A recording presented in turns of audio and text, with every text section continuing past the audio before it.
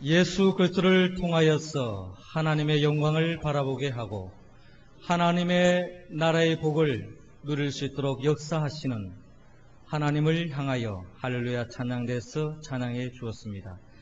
찬양의 가사처럼 매일매일 삶 속에 하나님의 영광을 바라보고 또한 하나님의 나라를 누리며 살아가는 우리 모두가 되기를 주의 이름으로 축원합니다. 우리 서로 옆 사람과 한번 인사를 나눕시다. 천국을 누립시다. 인간에게는 여러 가지의 욕구가 있습니다. 유명한 심리학자 메슬로는 인간의 욕구는 크게 5단계로 구분한다고 이야기했습니다. 첫 단계가 바로 생리적 욕구입니다. 의식주의 문제죠. 이 의식주의 문제, 먹는 문제, 또한 잠자는 문제, 또한 옷 입는 문제, 이런 문제가 충족되어질 때에 그 다음 2단계로 나아갑니다. 2단계는 바로 안전의 욕구입니다. 외부 위협으로부터 자신의 몸을 지키기 위한 것입니다. 3단계는 애정과 소속의 욕구요. 4단계는 자기 존중의 욕구입니다. 다른 사람들이 자신을 봐주기를 원하는 것, 권력욕, 명예욕이 바로 이에 속합니다. 5단계로는 자아 실현의 욕구입니다. 자신이 이루고자 하는 것들을 열망하는 것입니다.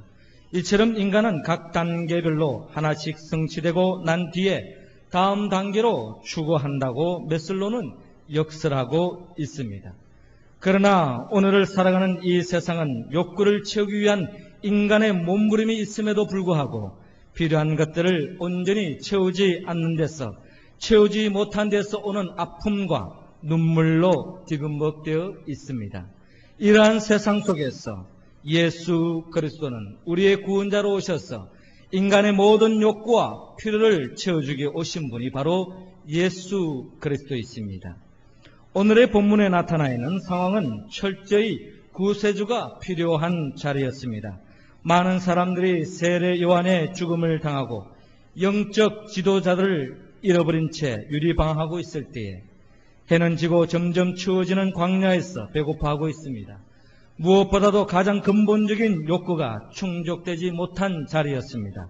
한마디로 고통의 자리요, 궁핍의 자리요, 슬픔의 자리였습니다. 그런데 이곳이 마침내 기쁨의 자리요, 잔치의 자리요, 풍요의 자리요, 풍성한 자리로 변하고 말았습니다. 모든 사람들이 배고파했는데 모든 사람들이 배불리 먹고 남은 조각이 12강조리가 될 만큼 빈곤에서 풍요의 자리로 변화되는 것을 바라볼 수 있습니다.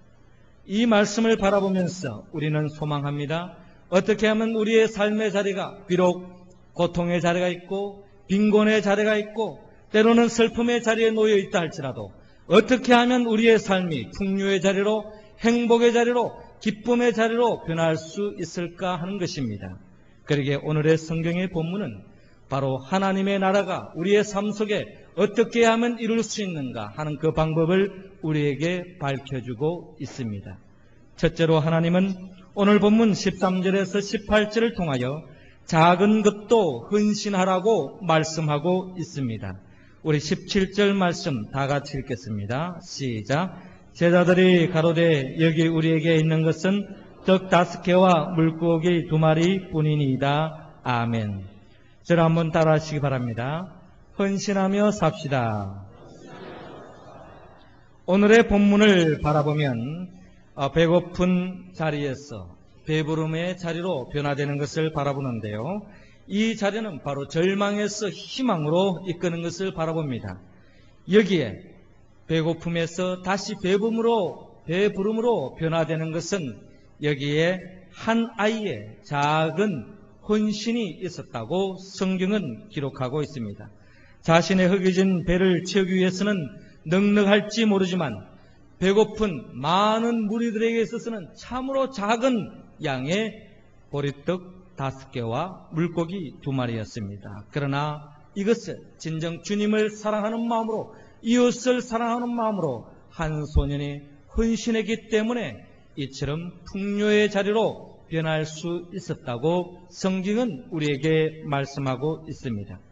강원도 탄광쪽에 한 소년이 살고 있었습니다. 어느 날 이 소년은 하루 종일 친구들과 뛰어놀다가 아름다운 빛을 내는 보석을 주었습니다. 날이 저물어서 탄광에서 아버지께서 돌아오자 소년은 자랑스럽게 보석을 내밀면서 아빠 이것 보세요. 예쁘죠? 놀다가 주었습니다. 난 이 보석 같은 사람이 될 거예요. 하고 늘 이렇게 반짝이는 보석 같은 어른 말이에요. 라고 아이의 간절한 소망을 아빠에게 알렸습니다. 이 말을 듣던 아버지는 한참 동안 생각을 하다가 창가에 걸려있던 호롱불을 쪽으로 걸어가서 성냥불로 호롱불을 밝혔습니다. 어두웠던 방 안이 환해졌습니다. 아버지는 소년에게 호롱불을 보여주며 말했습니다. 얘야, 보석 같은 사람보다 이 호롱불 같은 사람이 되려무나. 아버지의 소망을 일러 주었습니다. 소년은 바람만 불면 훅 꺼져버리는 작고 보잘것없는 호롱불 같은 사람이 되라는 아버지의 말이 잘 이해되지 않아서 어리둥절한 표정이었습니다. 그러자 아버지께서 자세히 설명해 주었습니다. 아들아, 보석은 태양 아래서만 아름다움을 뽐낼 수 있단다. 태양의 힘을 빌어서 빛을 내는 건 참된 빛이 아니란다. 너는 이 호롱불처럼 세상이 어두울 때에 제 몸을 태워 세상과 사람의 가슴을 환하게 밝혀주는 사람이 되거라. 라고 아버지의 그 속 깊은 소원을 아들에게 소상하게 설명해 주었습니다.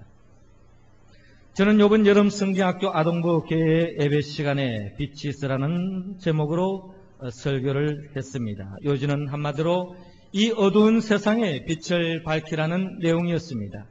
제 마음속 깊은 곳에 이 어린 영혼들을 향한 간절한 기도 제목이 있다면 강원도 탄광촌의 소년의 아버지처럼 주여 이들이 호롱불처럼 세상이 어두울 때 제 몸을 불살라 세상과 사람들의 가슴을 환하게 밝혀주는 사람이 되게 하여 주옵소서 하는 것이 제 간절한 기도 제목이요 우리의 기도 제목이 되어야 할 것입니다.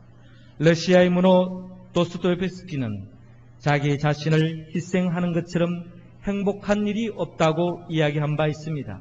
보은이라는 사람은 양초는 남을 밝게 해주며 자신을 소멸한다고 이야기하면서 헌신과 희생을 강조한 바가 있습니다. 이 세상이 아무리 상박한 세상이라 할지라도 헌신하는 사람들이 많아질 때 이 세상은 하나님의 나라가 도래된다는 이야기입니다. 이것은 바로 우리의 어린 영혼들에게만 향한 우리의 소원이 아니라 이 시간에 예배를 드리는 우리 모두의 간절한 기도 제목이 되어서 이 세상 속에 비록 작은 것이라 할지라도 보리떡 5개와 물고기 2마리는 5,000명 이상 아니 2만 명이나 되는 사람들의 먹이는 너무나도 미개하고 작은 것이라 할지라도 그 진정 주님을 사랑하는 마음으로 헌신하며 내어놓을 때에 여기에 바로 하나님의 나라가 실현된다는 것을 기억하며 헌신하며 하나님의 나라를 실현해 나아가는 우리 모두가 되기를 주의 이름으로 축원합니다. 두 번째로 하나님의 나라가 우리의 삶 속에 실현될 수 있는 또 하나의 길이 있다면 하나님은 오늘 본문 19절을 통하여 작은 것에 감사라고 말씀하고 있습니다. 19절의 말씀 할렐루야 찬양대원들이 읽어주시기 바랍니다. 시작.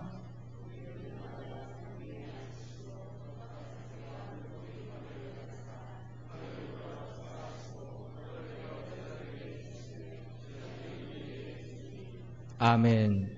저를 한번 따라 하시기 바랍니다. 감사하며 삽시다. 오늘 본문에 드러나 있는 빈들에서 궁핍의 자리, 배고픔의 자리가 풍요의 자리로, 배부름의 자리로, 행복한 자리로 변화될 수 있었던 또 하나의 비밀이 있다면 거기에는 바로 작은 것이라도 감사하는 예수님이 있었습니다. 주님은 작은 것을 가지고 하늘을 우러러 하나님께 감사를 드렸습니다. 하늘을 우러러 축사하셨다는 것은 바로 하나님 앞에 이 작은 것이라도 감사했다는 것입니다. 2만 명이나 되는 많은 무리들에게 먹이에게는 이 작은 것으로 감사하기는 너무나도 작은 것이었습니다. 그럼에도 불구하고 주님은 이 작은 것을 가지고 하나님 앞에 감사를 드렸습니다. 옛날에 히랍 신화에 나오는 이야기입니다. 제우스 신이 두 시종을 불러서 각각 바구니 하나씩을 맡겨주면서 지상에 내려가서 인간 세상을 두루 다니면서 한 시종에게는 불평과 불만을 찾아 담아오고 한 시종에는 반대로 감사만 찾아서 바구니에 담아오라고 명령을 했습니다. 조금 있으니까 한 시종이 올라왔는데 그는 불평과 불만을 바구니에 가득 담아가지고 와서 말하기를 지상에 내려갔더니 불평과 불만이 너무나도 많이 있어서 금방 담아가지고 왔습니다 라고 보고하는 것이었습니다. 그러나 감사만 찾아서 바구니에 담으러 간 시종은 오늘 지금까지도 그 바구니에는 담아가지고 채우지 못한 채 지금도 인간 세상을 헤매고 있다고 하는 그리스 로마 신화에 나오는 이야기가 있습니다.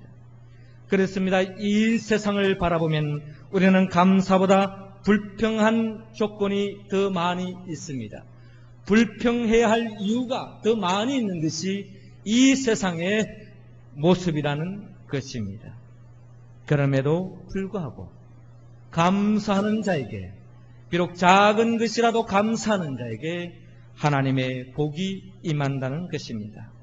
안데르센 동화집에 나오는 썩은 사과 이야기가 있습니다. 어떤 시골의 늙은 농부 내외가 살았습니다. 그 집 재산이라고는 말 한 필 뿐이었습니다. 할머니는 남편에게 장에 가서 이 말을 팔거나 그렇지 않으면 더 좋은 것으로 바꿔오라고 부탁을 했습니다. 그런데 이 할아버지는 장에 가서 썩은 사과와 바꾸고 돌아왔습니다. 이것을 본 어떤 부자는 틀림없이 집에 돌아가면 아마 그 부인 할머니에게 아마 야단을 맞을 것으로 생각해서 노인과 내기를 했습니다. 노인은 그렇지 않다는 겁니다. 내 아내는 어떠한 속에도 감사하기 때문에 절대로 혼나지 않는다는 겁니다. 그럼에도 불구하고 같이 내기를 걸었던 사람은 아만 그렇지만 말을 가지고 썩은 사과로 바꿔왔는데 여기에 불평하지 않을 사람이 누가 있겠느냐, 혼내지 않을 사람이 누가 있겠느냐 하고 내기를 걸었습니다. 마침 노인은 집에 들어서자 부인에게 바꾸온 이야기를 했습니다. 처음에는 이 말과 암소를 바꾸었지라고 이야기합니다. 그때에 할머니가 이야기하기를 암소와 바꾸었으니 우유를 먹게 되어서 참 고맙지요 라고 부인이 참 좋아했습니다. 그런데 할아버지가 이어서 그 암소를 다시 양과 바꾸어서 라고 이야기하는 겁니다. 그때 할머니가 그건 더 좋지요. 양이 먹을 풀이 들에 가득하고 또 양젖을 먹고 트럭까지 있게 되었으니 할아버지는 참 고마워 라고 하면서 할아버지에게 사랑을 고백하는 것입니다. 그런데 또 할아버지는 그걸 다시 암탉과 바꾸었지 라고 이야기합니다. 그때 할머니가 또 이야기를 참 잘 바꾸었어요. 암탉은 알을 낳고 알이 햇병아리가 되면 우리는 양계장 주인이 되겠지요 라고 또 좋아합니다. 이때에 또 할아버지가 이 암탉을 이제 썩은 사과로 바꿔왔어요 라고 이야기하는 것입니다. 그럼 더 칭찬해야겠네요. 글쎄 옆집에 파 한 뿌리를 꾸려 갔더니 썩은 사과 한 개도 없대요. 이제 그 집에 내가 썩은 사과를 구워줄 수 있게 되었으니 참 고마워요 라고 이야기하는 것이었습니다. 참으로 우리가 이해하기에는, 우리가 납득하기에는 쉬운 이야기는 아닙니다. 그럼에도 불구하고 이 할아버지 할머니는 어떠한 형편 속에서도 감사할 수 있다는 것은 이 땅에서 하나님의 나라를 경험할 수 있는 길이라는 것입니다. 저는 이번 여름 성경학교를 바라보면서 천국 잔치 속에 참 우리 어린 아이들이 기뻐하는 모습을 보고 얼마나 기쁜지 몰랐습니다. 사실 우리 어린 아이들보다 선생님들이 더 좋아하더라고요. 아이들이 기뻐하는가, 선생들의 마음속에 아마 더 기쁨이 찼던 것 같습니다. 아마 여름 성경학교 같았으면은 이제 무더운 여름이니까 또 시냇가로, 또 바닷가로, 또 풀장을 향하여 갈 수도 있겠지만, 이번에 우리 김상윤 집사님, 또 황석봉 집사님이 또 많은 또 보이지 않는 손길들이 수고하여서 우리 교회 주차장 쪽에 풀장을 만들었습니다.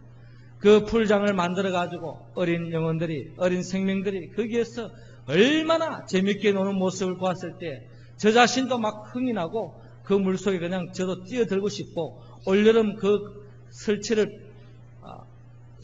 시설물을 없애지 말고 계속 두어서 거기서 저도 좀 놀았으면 하는 그런 생각이 날 정도로 참 너무 좋았더라고요. 저는 이곳에서, 이런 곳에서 아이들이 저렇게 감사하며 기뻐하는 모습을 바라보았을 때 아마 우리 언양제일교회 아동부 또 유치부 영혼들은 하나님으로부터 큰 복을 받을 것이다. 이곳에서도 저렇게 감사하고 기뻐하니 하나님께서 복을 내려주실 것이다 하는 그런 생각을 가져보았습니다. 그렇습니다. 우리의 삶의 자리에서 원망과 불평을 내어놓으면 그지없습니다. 모든 것이 원망의 제목이요 불평의 제목입니다. 그러나 작은 것에 감사할 때 우리의 삶의 자리는 매 순간순간 주님의 나라의 행복을 맛볼 수 있는 우리 모두가 될 줄로 믿습니다. 범사에 감사라. 이는 그리스도 안에서 너희를 향하신 하나님의 뜻이라 하는 하나님의 말씀을 받들어서 우리의 삶의 자리에서 매일매일 감사함으로 하나님의 나라의 기쁨을 누리고 하나님이 예배해 놓으신 복을 충만히 받아 누리는 우리 모두가 되기를 주의 이름으로 축원합니다. 세 번째로, 하나님의 나라가 우리의 삶의 자리에 도래될 수 있는 길은, 하나님은 오늘 본문 19절에서 21절을 통하여 작은 것도 나누어라 라고 말씀하고 있습니다. 우리 19절 말씀 우리 다 같이 읽겠습니다. 시작. 무리를 명하여 잔디 위에 앉히시고 떡 5개와 물고기 2마리를 가지사 하늘을 우러러 축사하시고 떡을 떼어 제자들에게 주시매 제자들이 무리에게 주시니 아멘. 저를 한번 따라하시기 바랍니다. 나누며 삽시다. 빈들의 배고픔의 자리가, 많은 사람이 배부르며 행복에 겨워하는 하나님의 나라를 경험할 수 있었던 것은 여기에 또 하나의 비밀이 있는데, 여기에 작은 것도 나누어 주는 예수님과 제자들의 모습을 바라볼 수 있습니다. 굶주린 민중들, 많은 무리들에게 있어서 보리떡 5개와 물고기 2마리를 나눈다는 것은 참으로 어려운 이야기입니다. 많은 무리를 바라보면서 작은 것을 나누었을 때 그 심령은 참으로 답답할 것입니다. 그럼에도 불구하고 비록 작은 것이라 할지라도 거기에 나누어 주었을 때 거기에 놀라운 역사, 모든 사람들이 배부름을 누리고 남은 조각만 해도 12광주리가 남았다는 이야기입니다. 돼지가 길을 가다가 암소를 만나서 쌓인 불만을 털어놓습니다. 나는 죽어서 사람들에게 살코기와 베이컨을 제공하고 심지어는 내 발까지, 족발까지 맛있는 먹거리로 그들에게 다 내어주는데 사람들은 왜 나보다 너를 좋아하는 걸까? 라고 돼지가 암소에게 질문하고 있습니다. 그러자 암소가 빙그레 웃으며 대답합니다. 이유가 있지.